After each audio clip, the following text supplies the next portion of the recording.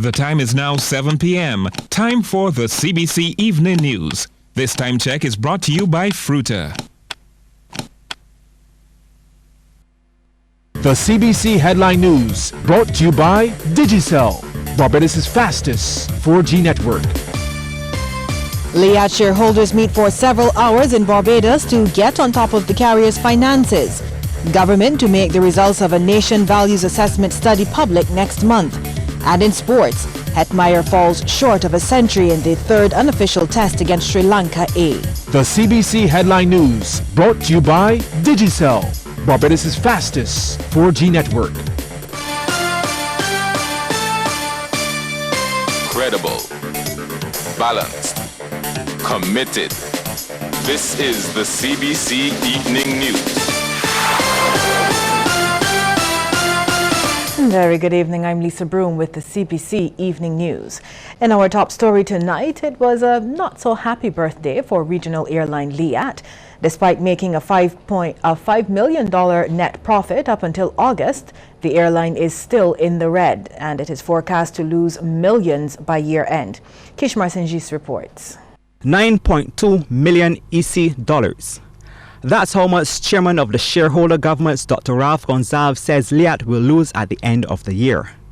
Dr. Gonsalves made the revelation following a lengthy shareholders meeting here in Barbados. In attendance, Barbados' Prime Minister Frandel Stewart, Minister of Tourism and International Transport Richard Seeley, along with senior Liat officials. Cancellations caused by illness of its flight staff and crew also had an impact on Liat. Most of the flight crew, the overwhelming majority of them, are fit and hard workers and smart workers. But we have some who, even the hard workers, the smart workers would tell you, some of them, we have too many bouts of illness, quote unquote, which result in cancellations. Liat will acquire its 10th new airplane next month. Going forward, the airline will also be reviewing its non-performing routes. Liat needs to do fewer routes, but do what we are doing much better. So this would mean eliminating some routes and cooperating with third-party carriers on those routes. And Liat has to continue removing non-performing routes as appropriate based on commercial assessment. Efforts are also on to get more governments on board with the carrier. In the meantime, dollars into Liat. It could be divided between, in the proportionate shares between Barbados, Antigua and Barbuda, and St. Vincent and the Grenadines. You know, Dominica is a shareholder, but they had Erica and they're still having some challenges. So we're not asking anything of them in this round. But I know Prime Minister Skerritt has his heart and soul in Liat, and he may well find resources to put, even though there's no specific request of him on this round. Chairman Dr. Gene Holder says the airline continues to serve the region and is proud of its safety record. While there is a lot of criticism of Liat, some of it justified, I think that there is not a clear understanding of what Liat has undertaken with safety for 60 years. I like reading the press. Sometimes the sentiment comes across, don't pat yourself on the back so much for lasting 60 years. Let me tell you, in the airline business, lasting 60 years is something to pat yourself very heavily on the back for. Liat will also be investing in additional technology to improve its service and efficiency. Kishmar Senjis, CBC News. A national values assessment is being conducted by the government to determine the views of citizens on what features of Barbadian life should be reclaimed, retained, or discarded as quickly as possible. Prime Minister Frandel Stewart said the research is being carried out by the University of the West Indies through the Sir Arthur Lewis Institute for Social and Economic Studies. He says the study is being done to get a general sense on how Barbadians feel about their country, what it has achieved, where it is positioned, and what its possibilities are. Some preliminary results will be made public during the month of November. That primary research study will inform us of the views of the population in relation to where we are as a people at this juncture of our 50th anniversary as an independent nation. It is my hope that this seminal research will be the platform for a series of in-depth studies that will inform our policy formulation, development, and implementation over the next 50 years and beyond. A large selection of the Barbadian diaspora is expected to pour into the island next month for the 50th anniversary of independence celebrations. The Barbados Tourism Marketing Inc.'s CEO, William Griffith, says the island is preparing for a large number of arrivals. We've done a check of all the arriving airlines, and the flights aren't fully booked and sold out as yet. But certainly I had a meeting yesterday with the Hotel Association, and the hotels are looking forward to a very good November month, especially around the independence period that week. And we anticipate quite a few of the diaspora coming back home for that celebration as well. Barbados and China continue to form close cultural ties. The latest effort will see 6 local DJs sharing the stage with 3 Chinese, 1 Danish and 1 Spanish DJ at this Saturday's Beijing Sunset Party. Culture Minister Stephen Lashley believes it's a good opportunity for creative cultural entrepreneurs to gain more exposure. I believe that this will create the platform for building capacity. It will create the platform by which our young musicians, our young entertainers, our DJs can earn the kind of revenue that will help to stimulate the growth of their businesses. So while, of course, this event happening in Barbados may have a beginning at this point in time, I am hopeful that we will see this as the beginning of efforts to create synergies, to create meaningful business connection. China's ambassador to Barbados, Wang Ke, says the event will give partygoers a glimpse into another side of Chinese culture.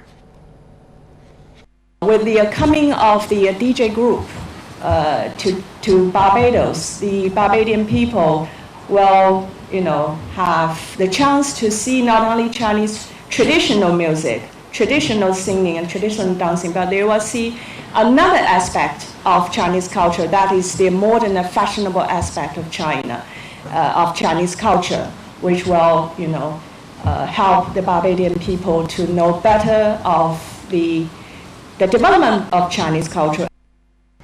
Had government owned the majority of lands lying idle, the Ministry of Agriculture would have put them to good use.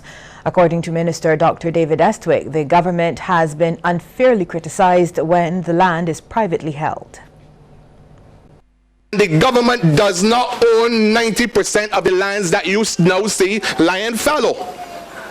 I wish we owned them, because I can assure you that I will utilize the strong skills of the Barbados Agricultural Management Company and the BADMC to try to improve output as much as I can. But because we are a democracy and we are practicing a mixed economy where there are private sector owned assets, what this ministry can do and continue to do is to attempt to encourage the private sector not to allow those lands to stay fallow.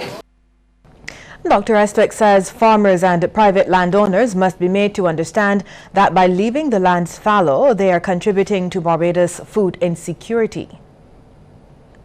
And I am trying to say to you that utilize the incentive systems that we have, utilize the rebate systems that we have, and come on board.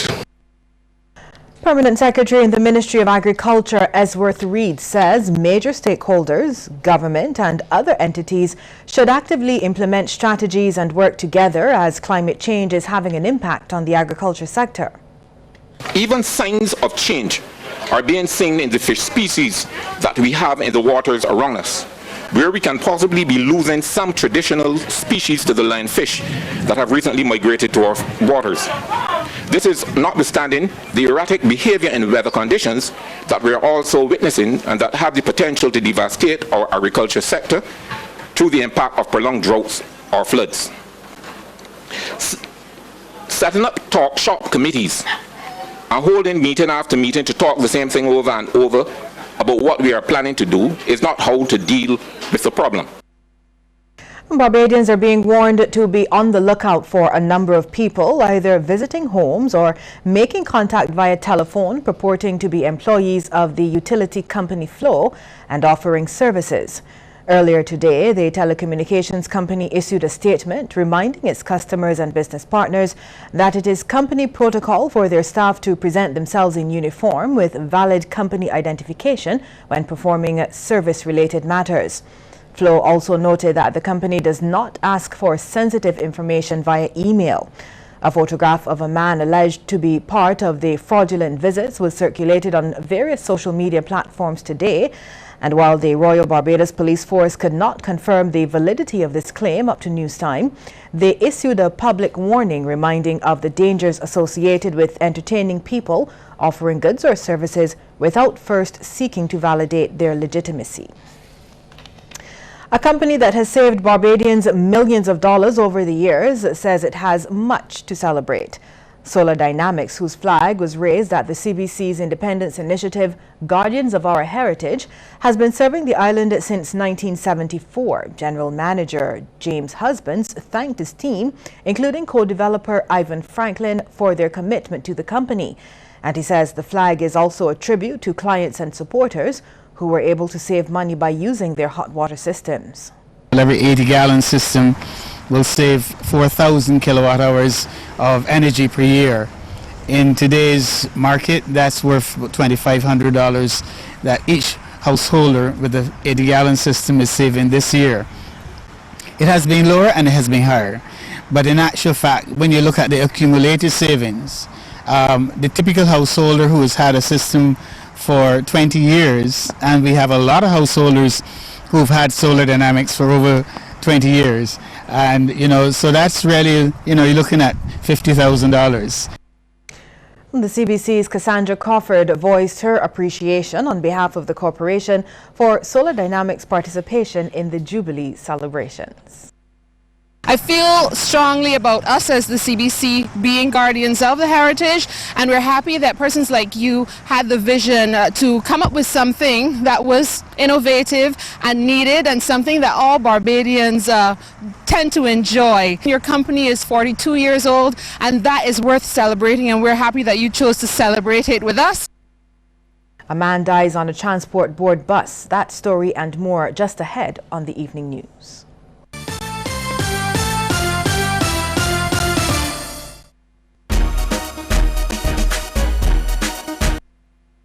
Don't let your data experience slow you down. Step up to Digicel, Barbados' fastest 4G network, more than twice as fast as the slow network. Get more with Digicel.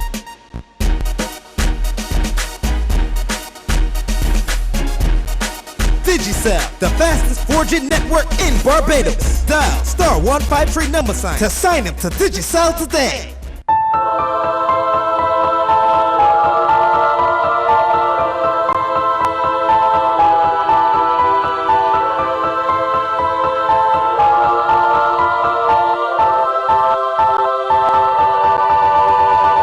That extra cash you need just when you need it. Call or visit Axel Finance today to get the money you need. Accelerate your life and your business with Axel Finance.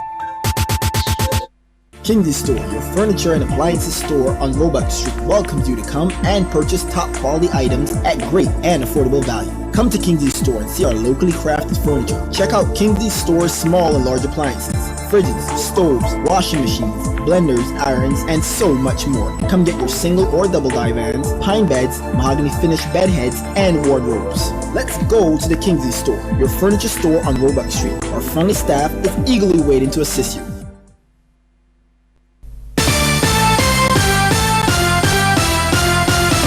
the senior parliament has weighed in on the issue of homeschooling in Barbados.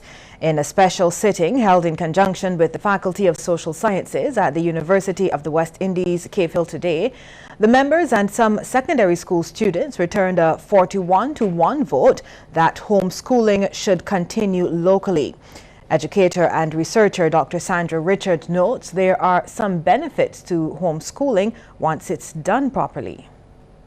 The child that is homeschooled is not locked in a room with their mother. That is not how homeschooling operates. Homeschooling allows for social engagement, it allows for environmental engagement, it allows for spiritual engagement, and many other levels of engagement over and above that which is set by the state. And I know about these things because it's part of my training. However, students of the Springer Memorial School disagreed with the idea in their presentations, stressing homeschooling prevents students from socializing. Homeschooling is like placing someone in a box. As I said before, it's captivity of the mind. Feeding a child's mind with the food you want it to eat, and not asking what the child desires. The school system is not about 300 years ago. Yes, you want to teach your child, you believe that they go out into the school arena, that's yes, homeschooling is, yes, you want to teach your child, you believe that they go out into the school arena, that's maybe they will get diseases or they may be affected if you believe, etc. Maybe, just maybe. But consider the fact that your child needs to have that exposure. They need to be out there with other persons to see how they act.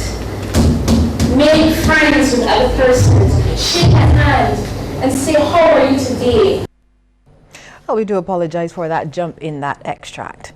Well, meanwhile, some university students agree with homeschooling once parents follow the correct procedures. I like the idea. I believe that, it segregates the people from other children, but at the same time, it enhances individual attention, whereby, any problems or queries that they need, it definitely will be addressed. I guess I don't see anything wrong with it as long as the proper channels are taken to, get it verified and get everything authorized and whatnot, and the quality of education being delivered is, keeping with the rest of the schools in Barbados or with the Ministry of Education's, I guess that would be their mandate. My thoughts on homeschooling is it can be beneficial to certain students, but not all. Because I've known students who have been homeschooled and could perform just as well as me, if not better. But it depends on the student as well as the environment and the persons who would do the homeschooling. So whether it be the persons who I knew, majority of them were their parents, who were teachers outside of the home. I believe that homeschooling is dependent on the parents and how they want to raise their child, because as you can see, there's this case going on right now about the Rastafarians, and I think that they have a point in wanting to homeschool their children based on their culture and their beliefs. However, there's a process and a proper procedure to go about doing things, and if you follow that process, then I see nothing wrong with it. Police are searching for a man they say is wanted in connection with serious criminal matters. 42-year-old David Anderson MacDonald Reeves is being advised that he can present himself to the police accompanied by an attorney at law of his choice or a family member. Reeves of Holders Land, Kew Road, Bankall, St. Michael, is about 5 feet 9 inches tall, of slim build, dark complexion, has an average nose, ears and eyes, and unkempt hair. Any person who may know of the whereabouts of David Anderson MacDonald Reeves is asked to contact the police emergency at telephone number 211, Crime Stoppers at 1-800-8477, CID Central at 430-7189, or the nearest police station. Well, a tragedy today on board a transport board bus, and it has left the district of Chimborazo in St. Joseph in shock. An unexpected death this afternoon took the life of 74-year-old Eric Stout. Denise Blackman filed this report. It was an extremely short trip for Eric Stout, who complained of feeling unwell shortly before he walked a stone's throw away from his house to catch a transport board bus to work. His wife, Debbie Stout, says the bus didn't even make it past their home before she was called outside by frantic neighbors. Her husband had collapsed. Called me a day, I lived there. Come, I happen, and me, and told me before I'm putting him sick. He's an asthmatic, he's a diabetic, and he's suffering from blood pressure. And then I'm thank David for the inhalers, and he give you a pepper, he's taking that. Then you see that he goes, well, he went sweet water and give it. He swallows some, but next side he spit back up. We went back upstairs, I come back down to fill medication. And the ambulance come. He then took his pulse, and then told me passing. The Stouts would have celebrated 10 years of marriage on Thursday. Eric Stout also leaves to mourn his son Carl Stout and daughter Kay Archer. According to Mrs. Stout and other residents in the neighborhood, Eric Stout was kind and giving and will be missed. It's very hard, but I put everything going on.